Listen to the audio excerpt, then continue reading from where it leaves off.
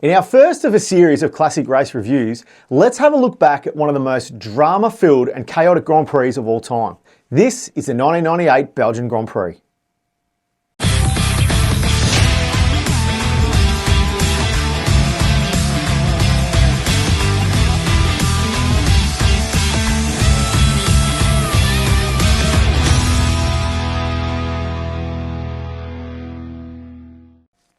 The Formula 1 landscape was a vastly different scene in the late 90s, with a completely different looking grid of teams to today's 11 challengers.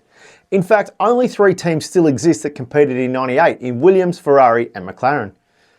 Much like 2026, there were 11 teams in 98 with names such as Benetton, Jordan, Prost, Sauber, Arrows, Stewart, Tyrrell and the perennial backmarker and super popular Minardi, all now long gone but not forgotten. In fact, many current teams can trace their heritage to teams from the 90s, such as Red Bull to Stewart, Aston Martin to Jordan, Racing Bulls to Minardi, Mercedes to Tyrrell, Alpine to Benetton, and of course Audi to Sauber. 1998 was right in the middle of the V10 era, with the glorious and high-revving 3-litre V10 into its 3rd season as choice, remembering that Ferrari ran a V12 for the season in 95, and still another 7.5 seasons away from being replaced by the 2.4-litre V8 used from 2006 onwards. In the commentary box, we had the soothing and iconic voice of Murray Walker, with Martin Brundle warming to his role of special comments, a role he was reluctant to take on at first, with the amazing and brilliant James Allen in the pit lane. Murray was unashamedly biased to the British drivers, while Martin and James tried in vain to keep Murray focused and corrected him at every turn when his passion would get in the way of identifying the correct drivers or scenario. In 98, McLaren were a team on the rise. The addition of Adrian Newey had them ready to knock off Williams as the team to take on Ferrari. With the new set of regs that they'd successfully smashed, along with being one of 2 teams using Bridgestone tyres instead of the tried and tested Goodyears, McLaren arrived in Belgium leading both the drivers and constructors titles. Despite having dominated the previous 2 seasons in 96 and 97, Williams were struggling to adapt to the new rule set in 98, with only 3 podiums between their 2 drivers of Jacques Villeneuve and Heinz-Harald Frentzen leading into the Belgian race. Ferrari and McLaren had won all the 12 previous races, with Michael Schumacher and Mika Häkkinen having won 11 of those 12. So the scene was set in the Ardennes Forest for another Ferrari v McLaren showdown, and after qualifying it looked like that's exactly what we were going to get. Häkkinen and Coulthard locked out the front row, with Jordan's Damon Hill in 3rd, ahead of the Ferrari duo of Michael Schumacher and Eddie Irvine in 5th and 6th respectively. Saturday's dry running gave way to a typically monsoon-like rainy Spa race day, and although the race would start as normal and not under a safety car like it did in the year before in 97, the conditions were dire. After getting a clean start to the run down to La Source hairpin, David Coulthard would drop a wheel onto the slippery metal grate on the outside of the curb at turn 1 and shoot violently towards the inside wall, rebounding back towards the oncoming field. The following few seconds of action are still to this day the most famous or infamous moments of F1 crashes in the history of the sport.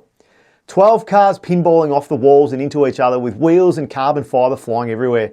The run down to Eau Rouge formed the most expensive car park in the world, while miraculously most of the drivers got out unharmed other than a few scratches.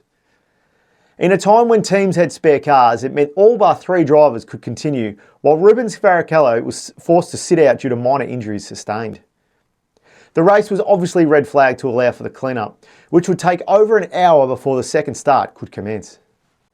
In a race full of drama, Hill would take the lead after Häkkinen spun exiting La Source, only to be finished off by the Sauber of Johnny Herbert.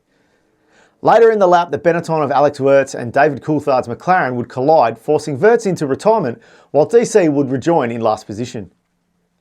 Out front, Michael Schumacher would continue to hunt down Hill, eventually taking him at the old bus stop chicane on lap 8. Schumacher's absolute wizardry in the wet was on full display as he opened up a 40-second lead over second place, in a time long before looking after the engine or fuel was even considered a thing. Then on lap 25, disaster.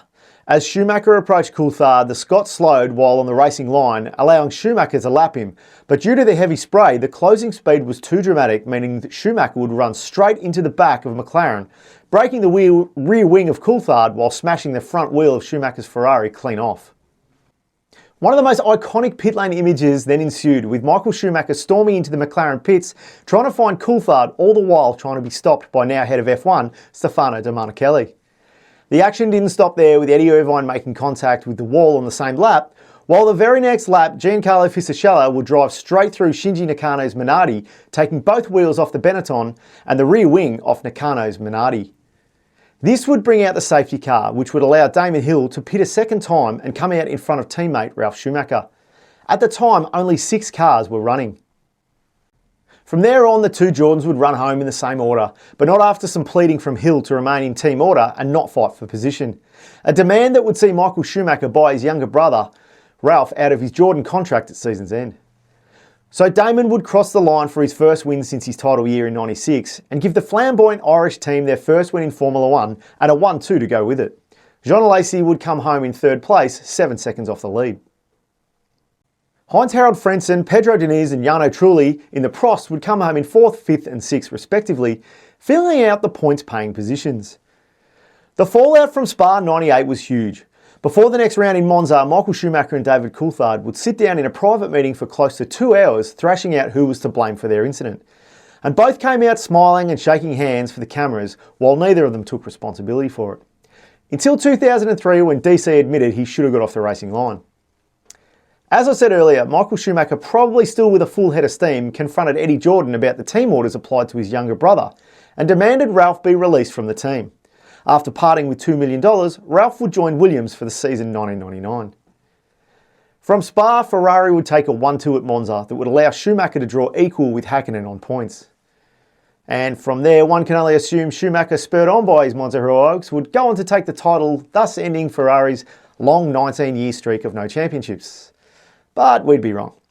Häkkinen would go on to win the last 2 races, further compounding the Tifosi's pain and win the championship by 14 points after Schumacher's disaster in the chrome helmet at Suzuka. Let's never ever mention that chrome helmet ever again. God, that was horrible. Oof.